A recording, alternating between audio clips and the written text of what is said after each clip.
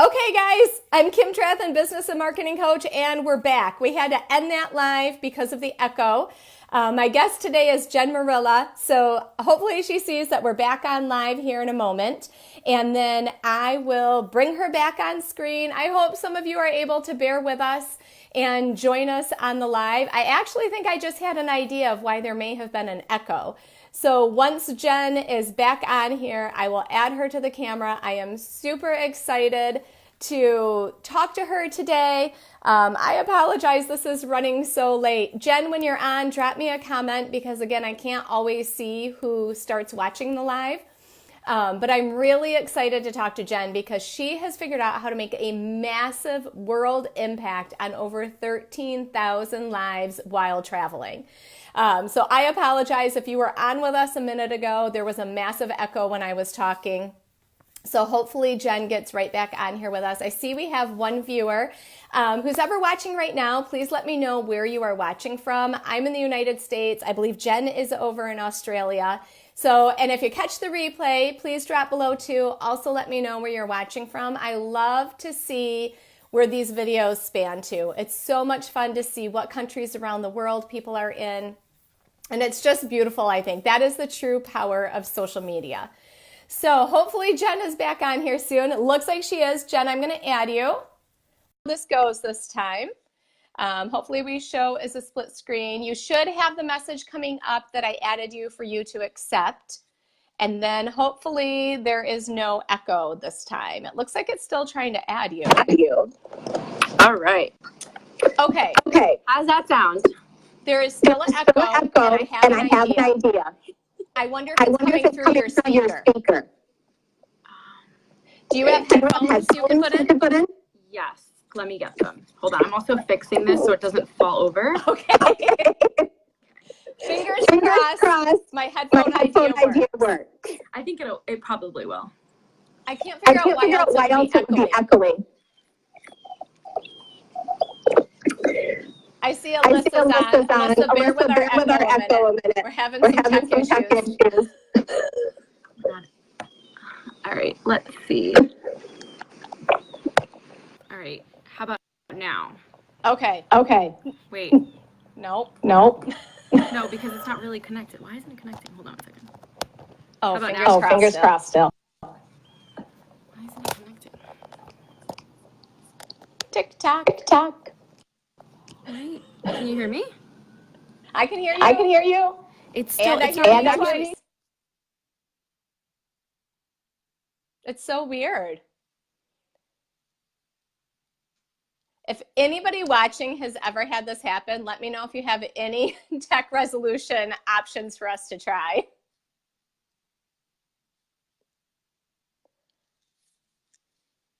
Okay, now I can't hear you at all, Jen.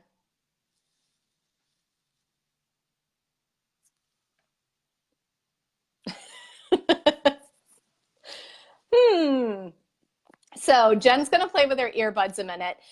Anybody watching, please drop where you're watching from. I love to see where the Girls Talk business have spanned. From me. Otherwise, thank goodness Jen will be sharing most of her story. Okay, it looks like she hopped off. I'm going to try to add her again. I'm guessing that's what she wants me to do. So I'm going to try. Okay. Can you hear me? Yes. Yay! This is so much better. We did it. We solved the tech issues. Oh man, I was like, really, Facebook? I know. Okay, and so now I think I know to add to my communication about Girls Talk Business. I guess we both need to have earbuds in so that we don't have the echo. So I can't believe it took me this long to encounter that issue. That's kind of funny to me. So I am so excited. We're starting a little late. I apologize for the tech issues. Thank you to everybody that has stuck with us. Jen, how do you say your last name? Is it Marilla? Yes, Marilla. Okay, I wasn't sure if I was pronouncing it right. So for those of you that did or did not see the graphic, may or may not already know Jen, Jen took the plunge and did something that I think so many people dream of, but don't actually take the step to make it a reality. She left her corporate job a few years ago and she left to travel the world. And she didn't just travel the world for fun and to hang out on the beach, although I'm assuming she did a lot of that. She decided to travel the world to make a social impact that is almost incomprehensible that one person could make. She started delivering clean water filters to different communities around the world and has impacted an estimated 13,500 lives. So Jen, if you can talk a little bit about what it's like to be the social girl traveler, what led to this? Tell us a little bit about what you're currently doing, and then we'll get into your journey of how you got here. Well, first of all, I just want to say thank you so much for having me, Kim. Yes. I was so excited about this. I was just with my intern and we went to go have lunch and I was like, I'm so excited about this live. She's like, I have to go home. I'm going to be stuck in traffic. You think I'm going to get a connection? And I was like, I don't know. Yeah, I'm very excited. So thank you for having me. So excited to have you. So my current journey right now is I'm expanding and I'm getting bigger and bigger and it's exciting. And I don't think that when I started this journey 3 years ago that I wanted to be here, but I didn't know how I was going to get here. I think I had a vision of it, but I didn't know how to put the pieces together, and it's just kind of all fallen together, and it's wonderful. I've taken my brand to the next level and kind of done more of the business side of what I do, teaching other people how to do that too. And I just finished launching an online course about personal branding and becoming an influencer or creating a presence online and how that works and the steps for creating that. Yeah. And it was such a success and I was so happy and I was in tears. And I was just because it's such it feels really good to know that, you know, people believe in you and that even though, you know, you have a following and that people trust you and all these things, it's just a bigger thing when you actually when something that you've put your heart and soul into and you're like, this is going to work because I know it's going to work and people believe in that. You're just like, wow. Yes. So, that's so amazing. And are you comfortable sharing any numbers associated with your launch of like how much profit or revenue you've been able to generate from it with this being your first launch? I know there's a lot of people that follow my business page that are working on courses or providing maybe coaching right now, but they have that dream of launching a course. And I don't know if that's something you want to publicly share or not. So it's fine if you don't want to publicly share that, but I thought I would ask. No, I'm totally fine with sharing it. It was actually something that I had to take a step back and I was like, oh my God, I can't believe, I was in tears because of it. I had a 10K launch. Woo, and it was, that's like the dream right there, right? That's like the internet dream with running an online business and launching a course. That is phenomenal. Phenomenal. Yes. Congratulations. Thank you. Thank you so much. And I reached out to my coach and I was like, does this say what I think it says? And I was like in tears and she was like, I'm so proud of you. And I'm like, I'm so proud of me. I was like, I don't even know how I did it. She's pat myself on the back. Yeah. She was, it was such, honestly. And, you know, it's funny because people, I mean, I was promoting this course for about 3 weeks, like pushing the cart and creating urgency and everything that needed to happen. And I didn't get sales to the very last day. Like that's when everybody was like, yeah, but I feel like that's how people are, you know, when you give them until X, they're going to do it until X. Thank you so much, Jimmy. Yeah. And it's just like, it's wonderful. It's so exciting. And it was just so nerve wracking. And I had some one-to-one coaching, actual deals, which was amazing. They upgraded to my VIP package. Oh, awesome. They only have limited packages that I take on and all that stuff. And it was just, I feel so grateful and so blessed to be working with amazing. I do have men in the group, but the majority are women. And it's just I love that. Women supporting women. Yes. Yes. Oh, that's so awesome. Hi, Jimmy. Oh, Narika's on. Nice to meet you too, Jimmy. I'm so glad that we have some people that were able to watch live. You never know when people are in all these different time zones, you know, how many people can really catch it live. So this is awesome. So you just had this big launch. Take us back 3 years ago. What was your life like? What were you doing? And what thoughts were you having? I was in a much different place. Oh man, I think I have definitely grown, which is a good thing.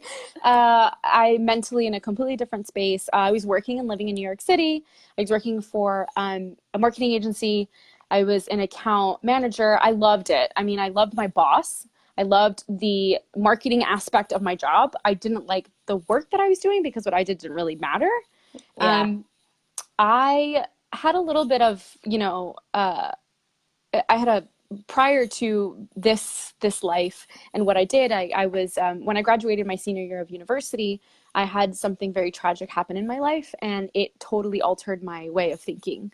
I had a loss in my family, and it took my everything to the next level, right? I didn't look at life as just like life, or it's funny because we say, oh, like you only get one life. And I don't think people understand the value of that. Yes.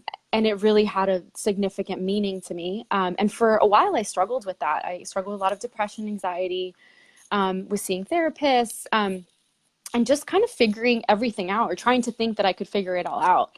And just in a very different place, living and working in New York City, very unhappy. And I truly believe that we are in charge of our happiness. I think that is Can our I duty pause as you for 1 minute? Yes. And just, this is my favorite PSA to give. I think it is so important, and I know it's different around the world in different areas, but at least in the United States, I feel like mental health is just not viewed as it should be. And so many people are afraid to go to therapy, or afraid to admit that they went to therapy. And I've brought my son to therapy. I've gone to therapy. I still go to therapy. I think therapy is great. I love it. Yeah, I think everybody needs to talk to somebody. Yes.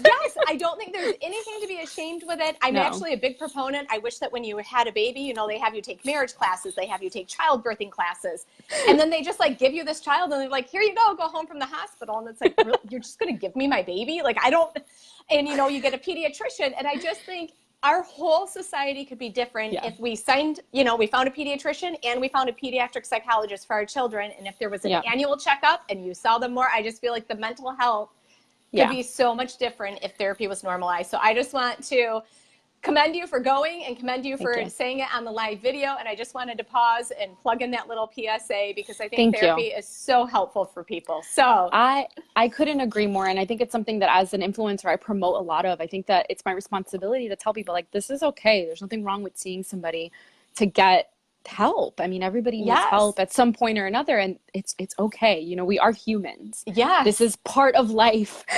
It's not supposed to be perfect. And I don't paint that perfect picture. I mean, I've missed flights. I've had delayed flights. I've slept on airport floors. I mean, like, and I've also, because of the crap that's happened in my life, I've learned to deal with it differently. And what happened to me at a young age, I lost my younger brother, and it was very tragic, and it was sudden, and he was my best friend, and I still talk about him every day, and I still think about him, and he's still with me, and he's everything to me. Yeah. But he is like the catalyst to what kicked off, or gave me the courage to like live a life with meaning. And I was just at kind of like my last straw. I was at the last like bottom hole. Yeah. And I was like I remember looking myself in the mirror and being like, I don't recognize this woman. I don't like who she is, and I want to fix it. And so I did. I set up a plan. Like a financial plan. I saved all this money. I sold a lot of stuff. I moved back home. I didn't tell anybody what I was doing. I come from a Hispanic background. So my parents, I'm really close to my family. They're like everything to me. And telling them that at 25, I was going to quit my job. And I had a master's and everything. And I was, you know, climbing that corporate ladder, that I was going to quit my job to travel the world. They were like, they must have thought you lost it. Like, oh no, they did. My mom was like, you need to go see your doctor. Yeah. She's like, you're not allowed to go until you please, like, for me. And I was like, okay. And I went to go see my therapist, and I love her to death. She's wonderful. And she's a friend. Like, I see her all the time. We go to dinner, and she's like, but at the time I walked into the office, and she's like, get out. And I was like, what? She's like, I am here to help people. She's like, you don't need help. She's like, what you're doing is wonderful. She's like, go, fly, get out. You're going to shine. And I was like, thank you. She's like, don't tell your mom I told you this. She's like, but go. And I was like, okay. And I had her blessing. And then it just kind of, I was like, I remember when I put in my 2 weeks, and I got home that night, and I like was like, oh my God, what did I do? Like, and I was like real. In tears. Yes. I was like, oh my God, I really just did this. And I was like shaking, and I was crying, and I cried for like 10 minutes in the bathroom. And then I wiped my tears, and I was like, well, you got no choice now. You got to keep going. But it was something that I felt from like my stomach. It was like something I had to do. And I was just in such a place where I was like, this couldn't be it. Like I remember looking, my office was like right in front of the Empire State Building. And I remember looking at the Empire State Building and being like, I don't even, like, this isn't me. Like this, I want more. Like it doesn't even fit. no, I'm like, I feel like there was no way that I was meant to be put on this earth just to do this. Like there has to be more. Yeah. And it was just this like hunger that I had. And that's it. And I just left and I started traveling.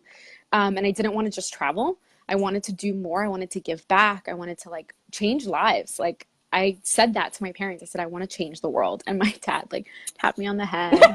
And he's like, and they're such supporters. Like I love my family because they really do support. They might not understand 100% of every decision that I make, but they're like, you know, and he was like, that's really sweet. But remember, you got to eat. And I was like, yes, Dad. And I was like, yes, Dad, I know. And I said to him, I was like in tears when I said this to him. I said, it's just something that it's really weird. Like I feel it. Mm-hmm. And I'm like, I want to do big, big things. I want to do things that are bigger than me and better than me.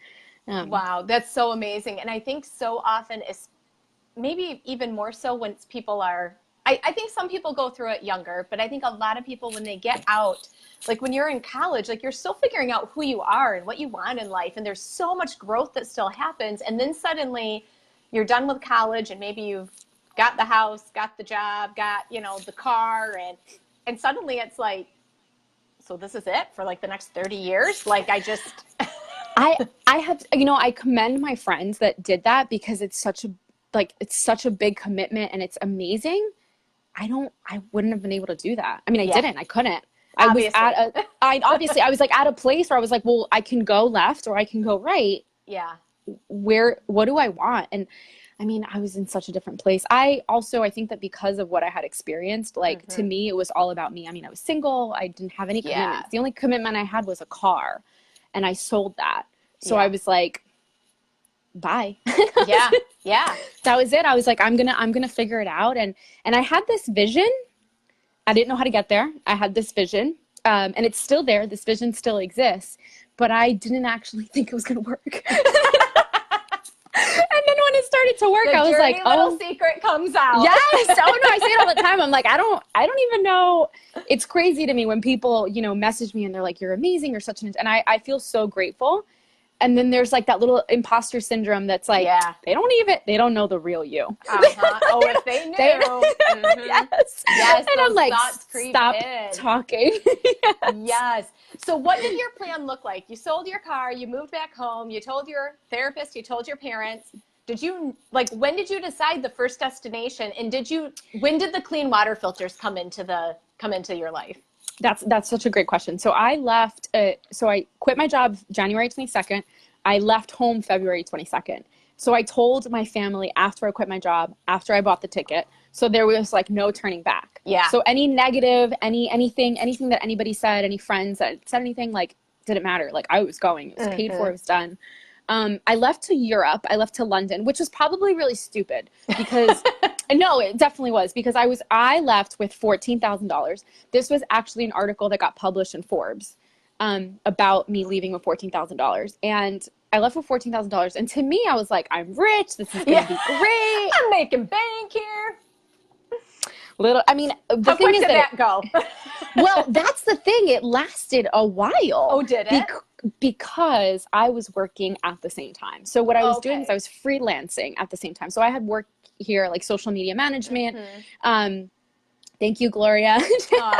You got, that's the next one you got to have on this podcast, on this show. She's amazing. I love it. Gloria, you need to fill out an application. I'll drop the link. And so I had this, wait, what was I saying? Oh, so are you good? I left to London. I left to the UK because I had done my master's in the UK. Oh, you did? And I had so many friends there. Yes. And so what I had was I was doing a lot of social media management here in the US, and then I picked up clients in the UK. So I was like making money here and there. I wasn't making a shit ton of money, but I was making enough that like I didn't need to tap into that savings as often. Yeah. And I was staying in locations for longer periods. So I was in Spain a longer period. I was staying with friends. I could subsidize, like, I was staying in hotels or like Airbnbs for like photography. Like I was bartering. Oh, okay. So I was exchanging my photography for like a couple nights free. Yeah. And so that really helped a lot, but Europe is expensive. So the majority of my money was spent in Europe, and I was in London for about 3 weeks. And then I did something called the Camino of Santiago. I don't know if anybody knows what that is. It's a pilgrimage walk in Europe. Oh, wow. it's from the south of France, the north of Spain. And I lived in Spain. I studied abroad in Spain, and my family that I lived with, their cousin or someone had done this walk.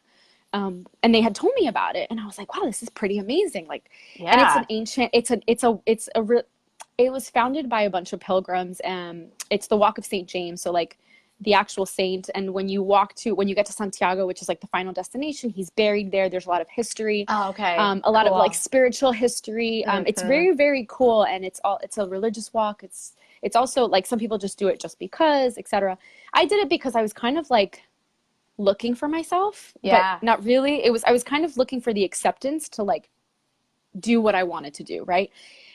And I didn't know that I could do this walk. When I started this walk, I thought it was just like a walk in a field. And it was like, oh, it's just, it's going to be walking. Like, how hard can it be? I walk all the time. I walk New York City blocks. Like, big deal. Well, this walk is 500 miles from the south of France to the north of Spain. Excuse me, we must have had a connection issue. Did you say 500 miles? 500 miles. And wait, but I didn't do the 500 miles. I'm crazy. I'm not that crazy. I did halfway. I did 350. Oh, that's all you did. That makes more sense. Right. And it was one of the most painful experiences of my life. Oh my gosh, yeah. You walk from 8 o'clock in the morning to 8 o'clock at night, but I would do it all over again. Isn't that amazing? Because I found myself in a completely other way. I'd never done anything physically like that. Mm-hmm. I'd done sports in high school and I competed and stuff like that, but I'm not like this like sports champion or anything like that. And I never like, in terms of sports, I was never competitive. Like that didn't really bother me. So this had nothing to do with it. It was just actually completing. I'm the kind of person that if I set out to do I will get A. Like I'm just that person. And there was so much difficulty doing this walk. It was 2.5 weeks. Wow. It was walking every single day. It was such a mental thing. Yeah. Oh yeah. And it was keep going. And I had blisters the size of quarters. Oh my God. You don't even want to know, but I had such an experience that when I finally finished, I was like, you know what, if I can do this, I can do anything. Yeah. And it was such an internal battle because it was funny. Like when I look back now, the people that I met on this Camino, I did this alone. And I met people on the way, and a lot of people do this. And as the closer you get to the end, the more people you meet. And I met people on the way, and everybody had like a deadline. Like everybody had to go back to like husbands and wives and jobs, etc. And I didn't. I was like, if I wanted to take a month to do this and like really take it down a notch, I could do this for a month. I was like rushing. Wow. Like I had to get there. And it was this internal thing that like I was fighting with myself, like why I wasn't back in New York. Why did I really quit my job? I should be looking for a husband. I should be looking for a house. I shouldn't have sold my car. I should be with my family. Like all the things that we are told we have to do. And I was like, it doesn't have to be like that. It must have been such an amazing internal transformation that happened over that 2.5 week period. I mean, I feel like walking, running, it's therapeutic anyhow, and you have to push through the pain and you have to push through the discomfort. But I can't imagine day after day, hour after hour on end with the blisters. And I just think about the physical pain I felt training for a half marathon. Like I can't imagine. I've never felt pain like that before. Mm-mm. I think I mean, I'll let you know once I have babies one day. I'm pretty sure it's the exact same thing. Like the pain and like the hip. I don't even know my hips could hurt like that. Yeah. Like it was just like, oh my God. I mean, I had a great body at the end of it. I'll say that. For like sure. You could like bounce a quarter off my butt and it was just like, woo. It was great. But oh my God, like 2.5 weeks of pain. And I mean, I loved it though. And I want to go back and I want to do the whole thing versus just the half one. But it's such an internal battle. And I mean, I met so many people and it's like a life walk. I met couples at the very beginning that I met at the end when I reached like Santiago that were going to file for divorce because they couldn't do it together. Like it was just like these crazy experiences. And it's just like, it's funny, like what people think something so little could like really impact your life. So when you first started out on that, what was your mindset like when you started out? Like what drew you to even wanting to do that? And then was there a specific turning point during the walk where it was suddenly like mentally, you knew you were mentally stronger than when you started? Yes. when I started, I was just like, oh, this is going to be fun. I love really it. didn't know what I was getting in for. I really didn't. Hashtag I really didn't. clueless. It's seriously like straight up clueless. And it was on day 5, like the 5th day, that I remember waking up and like leaning over my bed and being like, my toes hurt. Yeah. Oh my God, Jennifer, what are you doing? Like, I was going to quit. I was going to quit halfway through. And it was just this battle like inside my head. And I was like looking at trains back to Madrid, and I was like, I don't want to do this. Like the thing is that the reason why people stop isn't so much of the pain, it's the blisters. Because once you get an infection, like it's really dangerous because you're in your shoes all day. Yeah. And your feet get swollen. Like it got to the point that I couldn't even tie my shoes anymore. Oh my gosh. Because no. It was like, and I would take off my shoes if I was in the middle of the woods, and I would put them in the stream to like bring down the swellingness, all that stuff. And it was funny because I met this man in one of the camps that I was sleeping in, and he was like Russian or something, and it was cold. We're like in the mountains. It was like snowing, and I see him like unwrapping his foot, this poor man. He had blisters everywhere. And you know what he said to me? He was like, do you know what the point of this is? And I'm like, what? And he's like, this is, he goes, this is reconciliation for all your sins. And I was like, he's like, have you sinned a lot? And I was like, oh my God. I was like, oh, I'm going to go to the hospital. This is so bad. Oh my gosh. Oh my gosh. And it was like it was like this ongoing joke. But it wasn't a joke because it was so painful. Yeah. And it was such a mental battle. It was such a mental battle between like my body, between my head, and you're alone. I mean, I was alone. I met people, I walked with friends at the very end, but a big portion of it, I was like walking alone. I would be like in the mountains or like in the woods somewhere, like eating a banana, walking, and like kind of talking to myself like, yeah, it's a beautiful day today, Jen. I've been alone for 6 hours and I haven't seen a human being. I'm like, I hope I'm walking the right way. And like, there's like arrows along the way, and like, thank God everything was great. Yeah. But it was the second to last day that I had my moment of, that's it. Like, I can do this. And it was the very last like big climb that we had. It was like the last like hike hill up. And it was 8:00 at night, like the sun was setting. I like reached the top of the mountain. It was beautiful. I still like close my eyes and I can see this, and like it was windy, and I like got to the top, and that whole day was just a bad day. Like I was in my head, I was thinking about my family, my brother, just all these things. And I got to the top of that mountain and I just started crying. And there were people behind me, and they were like, and I was crying and laughing all at the same time. And it was such a relief. Yeah. And I was like, I'm like, it feels good. I'm like, I did it. I've got one more day. And I'm like, and then I can go wherever I want to go. I can go back home if I want to, and I could figure it out, or I can continue to travel and I can figure it out. And it's up to me because it's my life. These are my feet. These are my shoes, and I'm going to do it. Like I've got one. And like, I remember there was a woman I was walking with, Wendy. She was with me for like 2 days. And she like looked back and she's like, are you? And I was like, as I'm like bawling, and she's like, are we drinking a bottle of wine tonight? And I was like, yes. And she was like, we I told her what was running through my head. And she was like, she's like, good. Like you feel like you have a completion. I was like 100%. Like, I just feel like this energy of like, I'm not alone and it's going to be okay. And I don't have to have it all figured out. And it doesn't have to be because everybody else has it that way, you know? Yes. Oh, which was such a struggle. Powerful. So powerful though. Yeah. And I just can't imagine how many mental blocks you were able to work through during that 2.5 week time period while you were walking basically in isolation for the majority of it. That's amazing. Oh, yeah. So the walk ends. Where'd you go? Head to South America. Well, no, the Caribbean. I went to Dominican Republic. Okay. My family was on their annual holiday vacation, and I didn't know it was coming, so I surprised them. Aww. And I ended up spending about like 3 weeks in Dominican Republic. I was volunteering at an orphanage, and that's when the water filters started. Okay. I saw the lack of the water filters. This whole time I was traveling, but I couldn't figure out what is it that I wanted to help people with.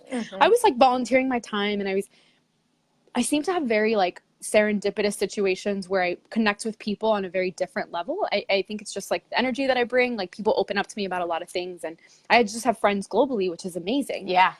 And I was in Dominican Republic, and I ended up, volunteering at this orphanage, and I saw the lack, and I was like, oh my goodness, like, I can't believe this is an issue. And by no means, like, I didn't grow up in this like big fancy house and my parents have all this money. Like, you know, my parents are Cuban immigrants. They've worked hard for what they gave me, my sister, and my brother. I've been working since I was 15. Like, I knew that there were struggles around the world and like, you know, things happen. I never saw it with my own two eyes to that extent. And I was watching these boys, because it was a boys' orphanage, take a shower in this big tank. It was like huge, like massive, that was filled with water that filled up once a week from a well that may or may not have been contaminated. And they were, once a week, they were showering. They were using that water to cook, to drink, to brush their teeth. And they were having so much fun in this water. And I'm looking at them and I'm like, this could probably kill them. Oh my gosh. And after that, I was like, I need to do something. Like, I don't want to just come here, see this, and like close my eyes and walk away. And I was like working with the orphanage and I'd done a lot of donations. I didn't have any water filters then. But like I was working with the Paradisius resort in Punta Cana, and they were the ones that were like helping the orphanage and stuff.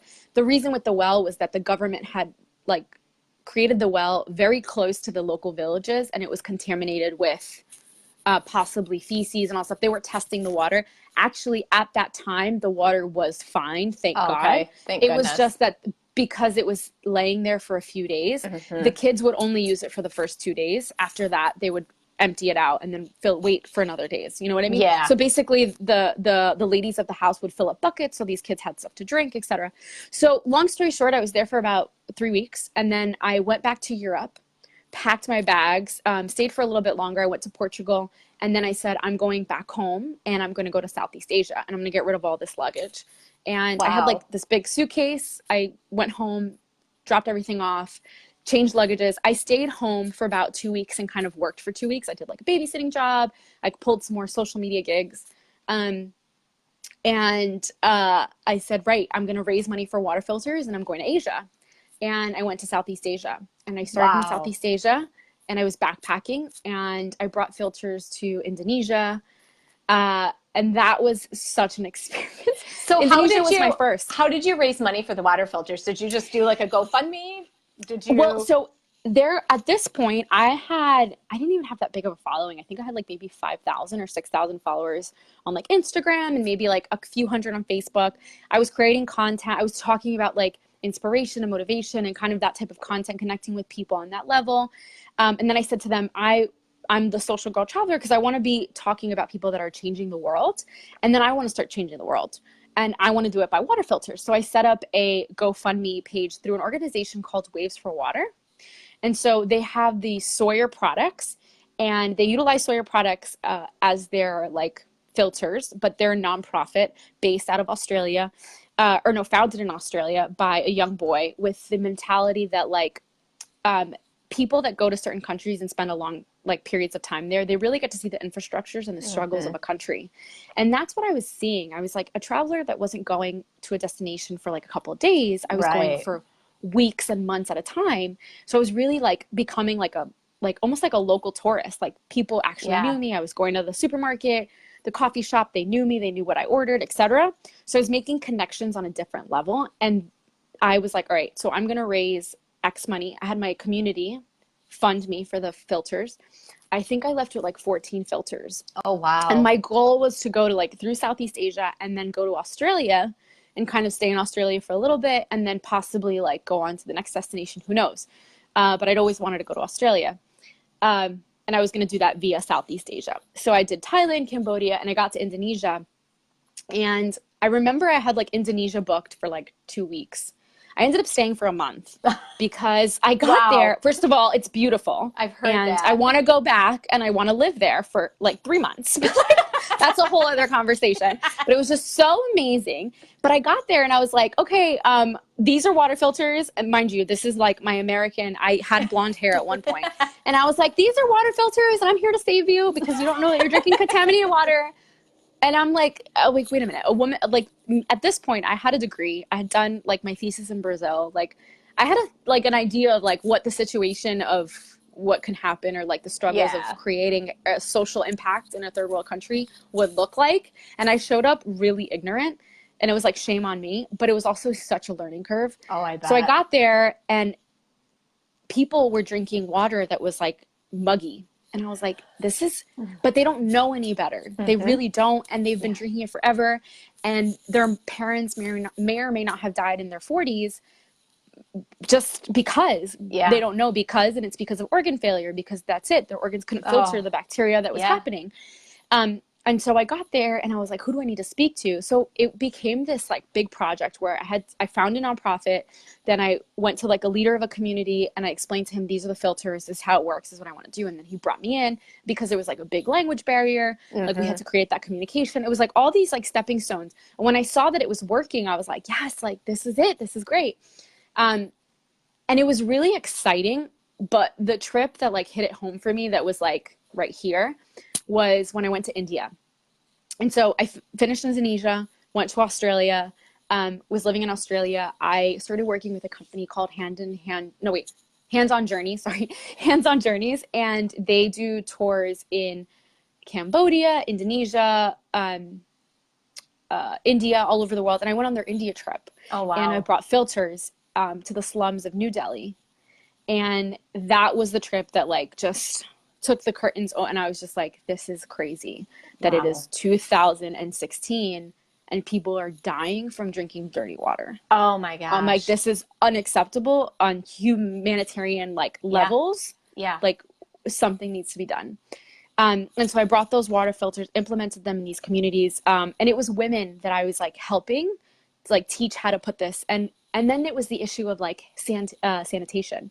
I found that like I was bringing hand sanitizer because the filter, the way you clean it, like obviously your hands have to be clean. Yeah. The minute your hands are dirty, it contaminates the filter. Then it makes it like you can't use it anymore.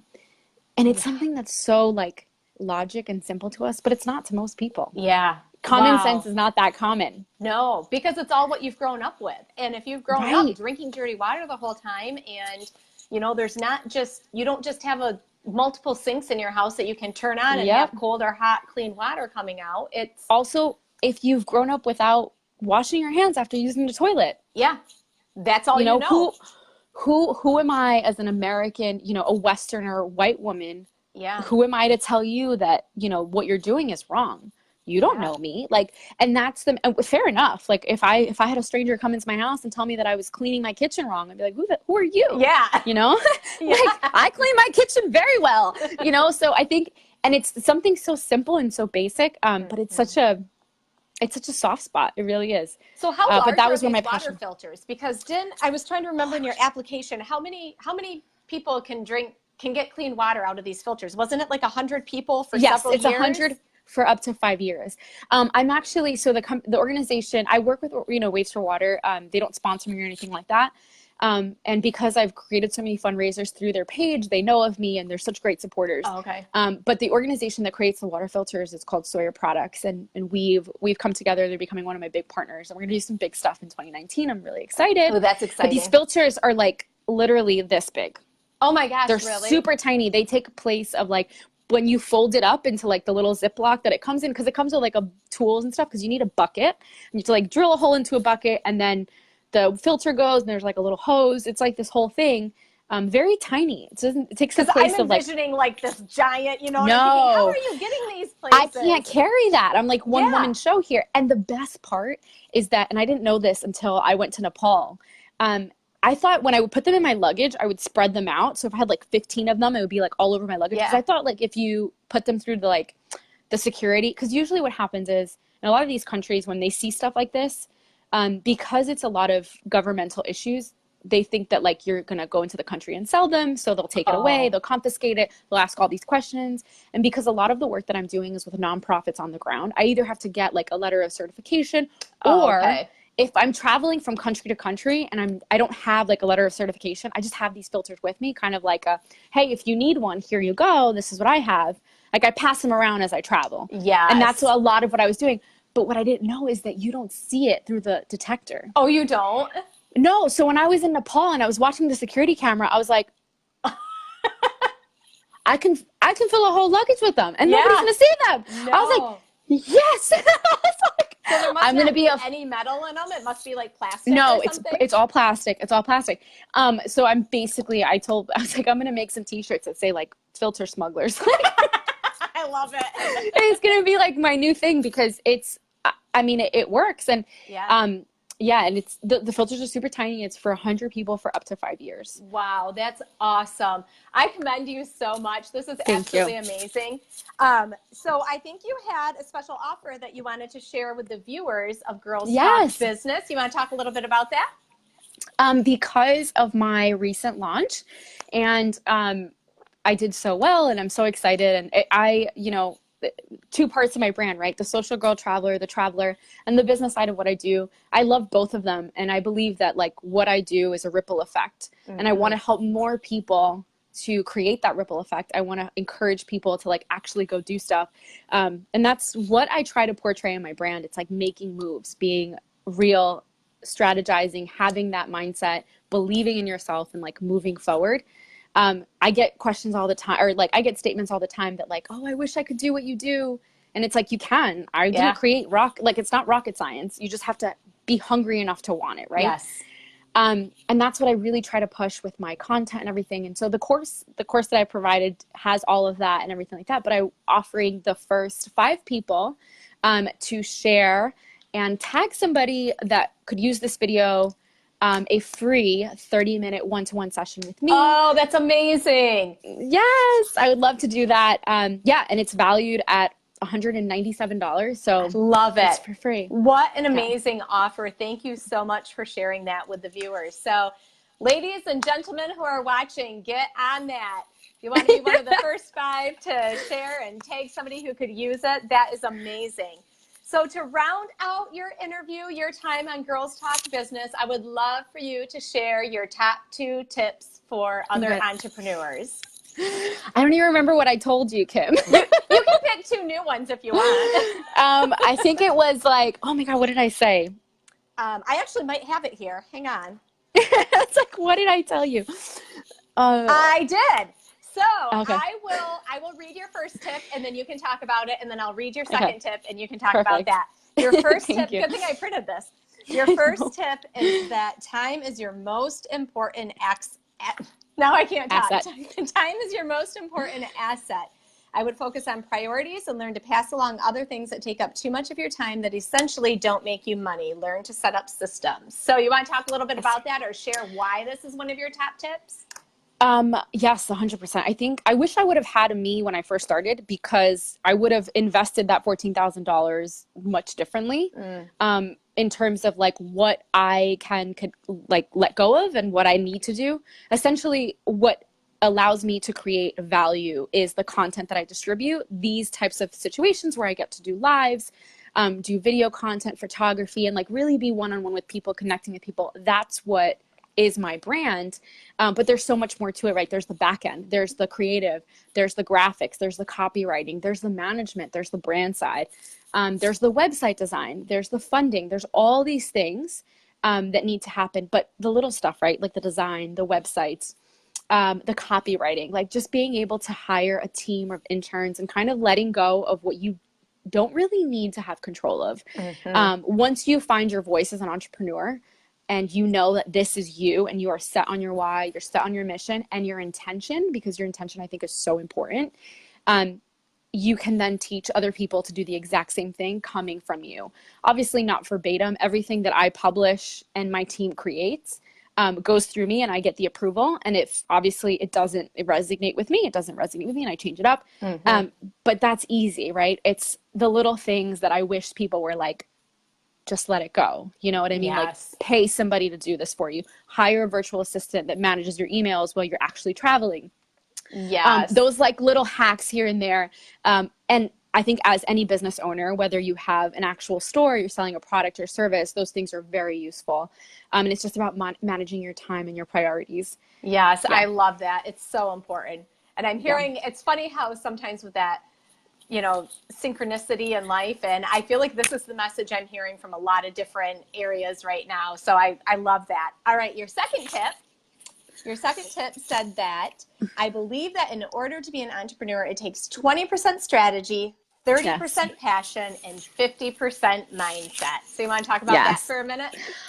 Oh, yes, 100%. I think that without the mindset, without your belief first, forget about everybody else's. Everybody else is irrelevant.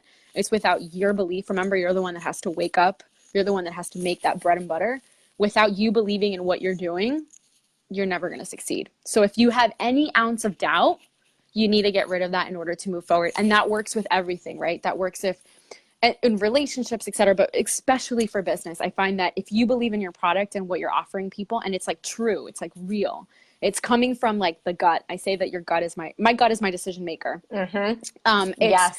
This is what I think, this is what I feel, and this is what I know. Yes. And I know that this is my responsibility, and my responsibility is to change the world, and I'm taking the courage to make it happen. How that happens, it's different levels. But yes, I think that mindset is so important. And then strategy. You cannot run a business without strategy. Yes. So for sure. Are you a Yeah. Simon Sinek fan? Yes. I love him. So as soon as you started talking, if anybody hasn't checked out Simon Sinek, please check it out. I think he's probably one of the most famous TED Talks of Start With Why, I think is the name of it. Yes. And he talks about, I know in his book, but I think it makes it into that TED Talk too. He talks about like, there's a reason you say like, you know, it just didn't feel right. Like you do make decisions in your gut. I'm such a big fan of his. But it's with everything, right? It's with sales. I mean, I don't think anybody buys anything just because they buy it. No, it's because it's a feeling, you know, and that's the greatest seller. The greatest seller knows how to tap into, and I don't like to say seller, I like to say server. The person that serves the best is the person that knows how to tap into people's feelings, like knows where to touch them. And it's not manipulative or anything. It's what are your weak points and how can I help you, you know? And I think that's the key right there. Oh, I love that. Absolutely love it. Thank you so much for coming on Girls Talk Business today. This was so fun. Yes. If you catch the replay, if you were on with us live, please share your thoughts with us. Share if you've traveled to any of these amazing places like Jen, or if you have figured out a way to incorporate making an impact into your business. I would love to read those comments.